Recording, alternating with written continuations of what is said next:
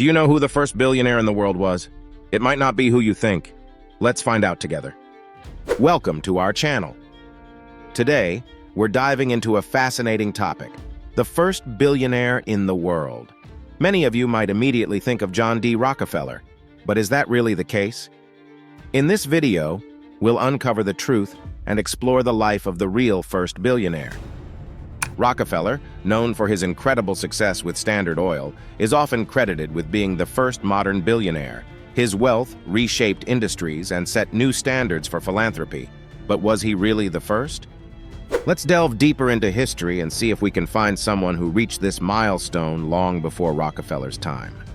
John D. Rockefeller is often credited as the world's first billionaire, thanks to his incredible success with Standard Oil in the late 19th and early 20th centuries.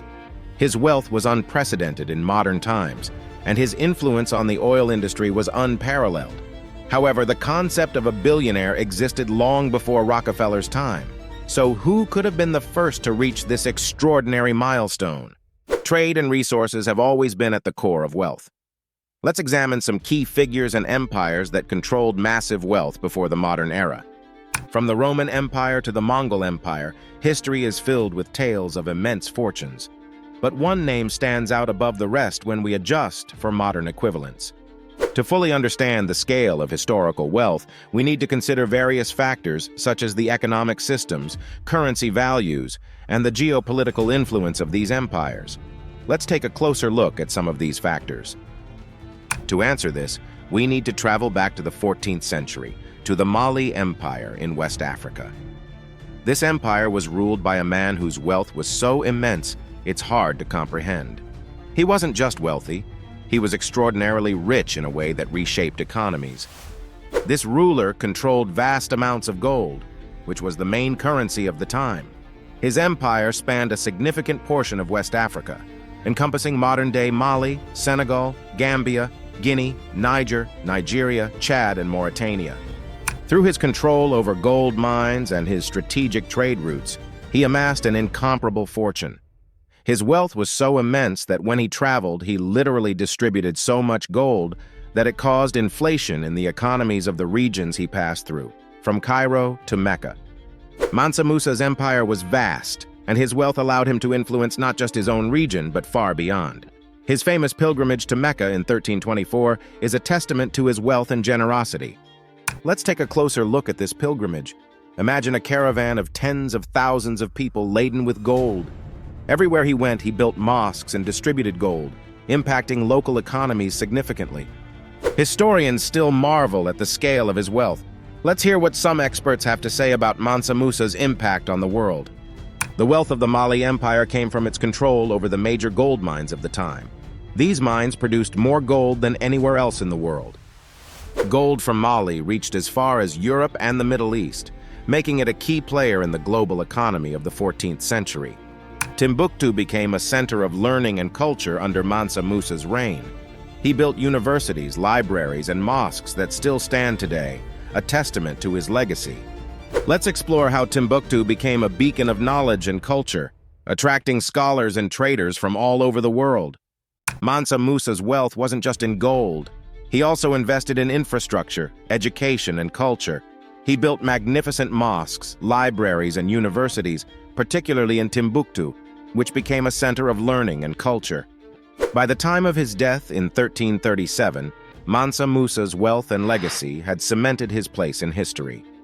While John D. Rockefeller's wealth in the early 20th century was groundbreaking, Mansa Musa's fortune, when adjusted for modern equivalents, makes him the richest person who ever lived. Let's compare Mansa Musa's wealth to that of other historical figures. When adjusted for inflation, his wealth surpasses that of any modern billionaire. We've spoken to several experts who provide insights into just how significant Mansa Musa's wealth was and how it influenced the world. Artifacts and documents from Mansa Musa's time give us a glimpse into the opulence and grandeur of his reign. His investments in culture and education left a lasting legacy. Let's take a closer look at what life was like in Mansa Musa's court. His wealth allowed him to live in luxury and support a vibrant cultural scene. Many of the structures built during Mansa Musa's reign still stand today. They are a testament to his vision and the wealth that made them possible. Mansa Musa's empire not only encompassed modern-day Mali, but extended to several other regions. Let's dive deeper into the geography of his empire and understand the vastness of his control. To understand Mansa Musa's wealth, it's crucial to look at the political and economic systems of the Mali Empire. How did they manage their resources, and what made their economy so robust?